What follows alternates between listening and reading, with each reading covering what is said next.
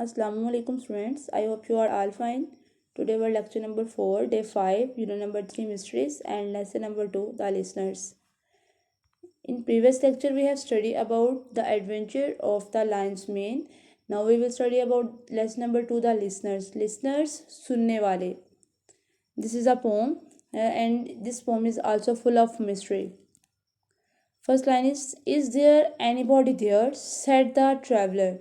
First line show करिए। यहाँ पर एक ट्रैवलर है जो कि वहाँ पर पूछ रहा है कि क्या कोई अंदर है। Knocking on the moonlit door, उस दरवाजे पर दस्तक देते हुए जिस पर चांद की रोशनी बहुत तेज़ी से पड़ रही थी, बहुत ज़्यादा चांद की रोशनी थी। वहाँ पर नॉकिंग करते हुए, दस्तक देते हुए उसने पूछा क्या कोई अंदर है। मूनलिट जो है वो शो कर रहा है कि ये नाइट टाइम है। And his horse in the silence champed the grasses of the forest ferny floor.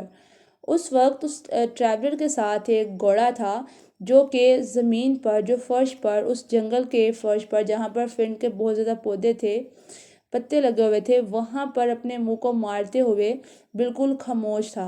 And a bird flu up out of the turret, turret Burj, above the travellers head. उसी वक्त एक परिंदा जो कि बुर्ज से निकला और ट्रैवलर्स मुसाफिर के सर पर आ पर लगा। And he smote upon the door again a second time, smote ज़ोर ज़ोर से बजाना। उसी वक्त, उसी टाइम दूसरी मर्तबा उसने दरवाजे को ज़ोर ज़ोर से बजाया। Is there anybody there, he said. उसने दोबारा से कहा क्या कोई है। But no one descended to the traveller, लेकिन कोई भी मुसाफिर के बुलाने पर, उनके उसके पुकारने पर कोई भी नीचे उतर कर ना आया।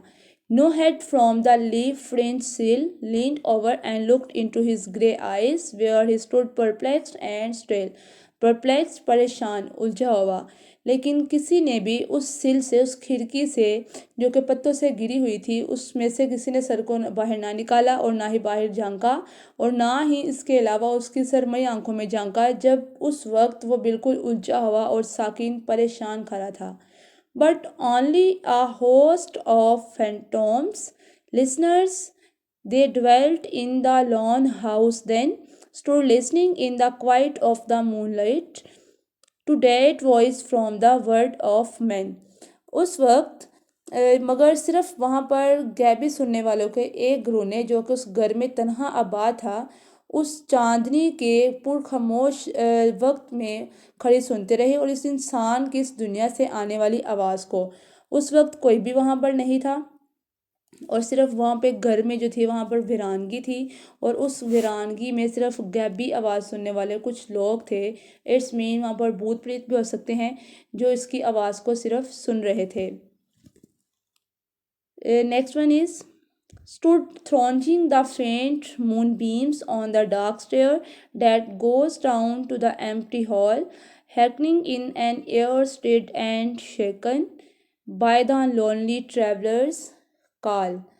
उस वक्त, उस रात के वक्त अंधेरे में वहाँ पर जहाँ पर कोई भी नहीं सुन रहा था, चांद की जो गैर वाज़ेह किरणें आ रही थी, वहाँ पर बहुत ज़्यादा चांद की किरणों की वजह से तरीक सीढ़ियों पर जो पड़ रही थी और वो जो तरीक सीढ़ियाँ थी वहाँ हाल में जाती थी, वहाँ पर जब उसने ज़ोर ज़ोर से दरवाजे को नॉक किया है तो उस वक्त उस तन्हाई में जो हवा वो बहुत ज़ोर से लर्जी है। किसकी पुकार से? मुसाफिर की पुकार से।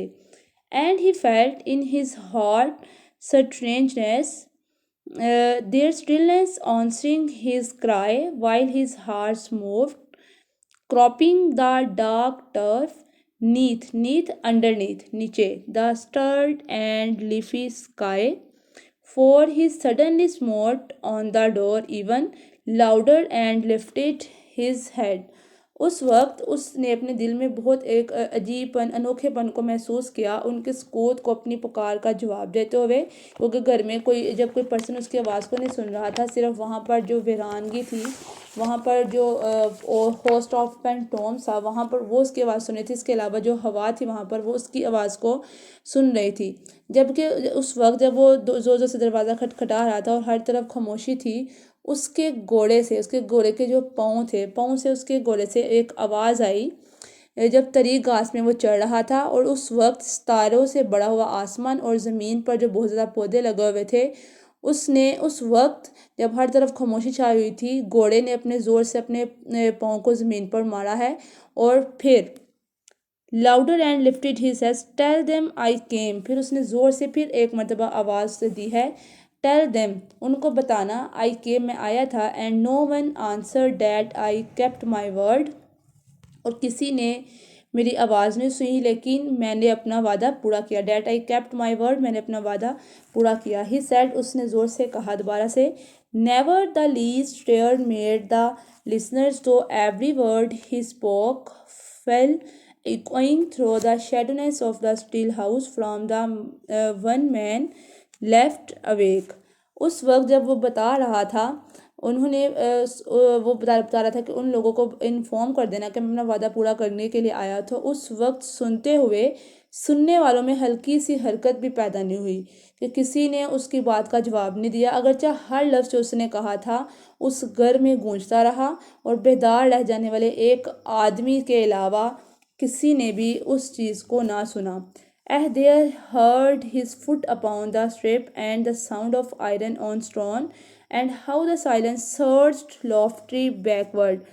यहाँ पर जो सर्व्ड है वो इस तरह मूवमेंट बन रही है जिस तरह वेव्स की मूवमेंट होती है। यहाँ पर इन रियल वे में जब वो वहाँ से रवाना होने लगा है तो उसके जो घोड़े के पाँव की आवाज़ थी वो यहाँ पर उस तरह थी जिस तरह वेव्स की आवाज़ होती है। When the plunging hoofs were gone, उस वक्त वहाँ जब घोड़ा वहाँ से निकलने लगा है, घोड़े पर बैठ के वो वहाँ से वापस होने जा रहा है, रिटर्निंग उसका ली है उसने, तो तब वहाँ पर हर तरफ बहुत खामोशी थी। लेकिन उसी वक्त जब वो रवाना हुआ है तो घोड़े की चलने की आवाज़ आई है, लेकिन जब वो चला गया है तो दोबारा से वहाँ पर बहुत ज़्यादा खामोशी छा गई है। स्टूडेंट्स, ये थी हमारी रीडिंग। अब हम करेंगे summary. This poem is written by Walter de la Mare, a renowned writer. In his many poems, he discussed his favorite theme, hidden mystery। ये इसका जो फेमस थीम्स जो हैं और फेवरेट टॉपिक जो वो लेता है वो हिडन मिस्ट्री के बारे में लेता है। फिर इसके अलावा वो मिस्ट्रीज़ को बहुत अच्छे से एक्सप्लेन करता है। फिर इसके अलावा उसके जो फेवरेट थीम है वो स्टूडेंट्स के चिल्ड्रंस के बारे में होते हैं, रूरल एरियाज़ के बारे में होते हैं। The present poem also presents an unsolved mystery, जो हमने पोएम अभी पढ़ी है द लिसनर्स, उसमें भी वो बहुत ज़्यादा मिस्ट्री पाई जाती है। इस तरह अनसॉल्व मिस्ट्री है कि हम एंड तक उसको फाइंड आउट नहीं कर सके उसमें क्या था, किस तरह की मिस्ट्री पाई गई है। एंड पे आकर उसने एक आदमी का जिक्र कर लिया जो इसकी बात को सुन रहा है, हालांकि स्टार्टिंग से लेकर एंड तक कोई भी इस तरह का जिक्र नहीं हुआ था कि कोई उसकी आवाज़ को सुनेगा। A traveller set upon his journey, एक मुसाफिर है जो अपना सफ़र शुरू करता है, ये अपना सफ़र करने का इरादा करता है। He promised his friends that he will return as soon as possible with many gifts, वो अपने दोस्तों से वादा करता है कि वो वापस आएगा जितना जल्द हो सका और बहुत सारे गिफ्ट्स भी उनके लिए लेकर आएगा। A long time passed, then one day when set upon his back journey, जब बहुत सा वक्त गुजर जाता है तो वो जब वापस पर अपना सफ़र शुरू करता है वापस आने के लिए, on the road he was ambushed and killed by robbers। उसी दौरान वहाँ पर गात लगाकर कुछ लोग बैठे होते हैं और उसको लूटते हैं और उसको कत्ल कर देते हैं। बट एज स्टोरी मूव्स, लेकिन जैसे स्टोरी नेक्स्ट मूव करती है, it is seen that traveller arrived at the door but no one answered his call, दरवाजे पर वो पहुंचता है और वहाँ पर दरवाजे पर बहुत नॉक करता है लेकिन कोई भी उसकी बात का जवाब नहीं देता। He got on his horse and went back, बहुत ज़्यादा कोशिश करने के बाद वो दोबारा पर अपने घोड़े पर बैठता वापस चला जाता है। The next morning head of the family told to all about his dream in which he saw his friend. जो हेड ऑफ द फैमिली एक पर्सन है जो जाग रहा होता है, उसकी बातों को सुन रहा होता है, वो उठता है और अपने दोस्तों को बताता है कि उसने किस तरह रात को अपने दोस्त को ख्वाब में देखा। First they seemed happy but later they became sad because there friend had died. पहले तो उसके जो दोस्त है वो बहुत खुश होते हैं कि वो आया था, लेकिन उसके बाद फ़ौरन से सैड हो जाते हैं क्योंकि वो जानते थे कि वो मर चुका है।